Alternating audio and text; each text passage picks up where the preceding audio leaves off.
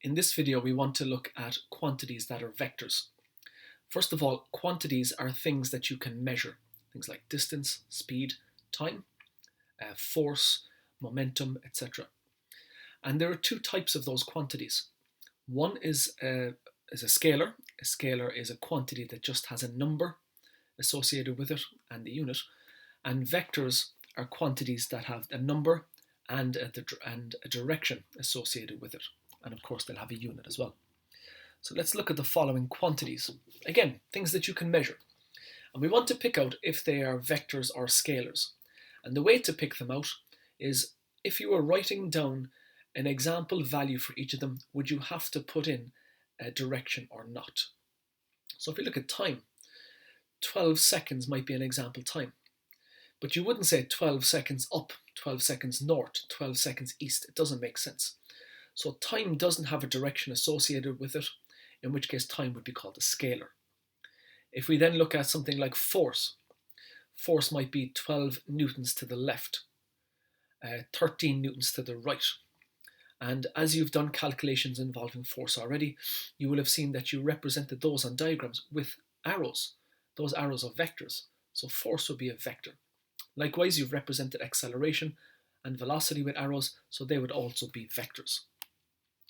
Okay, so let's classify them then. Let's break them up into two groups. So these 5 on the left-hand side are examples of quantities that don't involve a direction.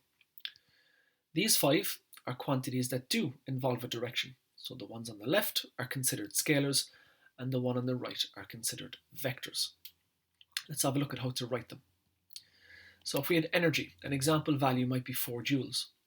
There's no direction after that, so it's a scalar. And if we look at the others, you'll also see there's no direction associated with them. So therefore, they're all scalars. Obviously, the two that stand out for some of you might be distance and speed. So distance is still a scalar because there's no direction associated with it, likewise speed. But they have vector equivalents, displacement, which is distance in a given direction, and velocity, which is speed in a given direction. And they would be the equivalent vector forms of those quantities.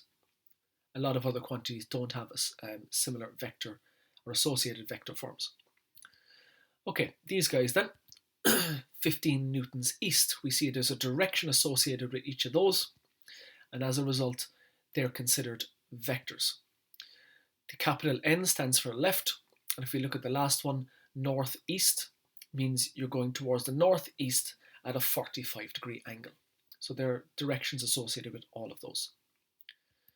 Okay, for you, pause the video and tell me which of these are vectors and which are scalars.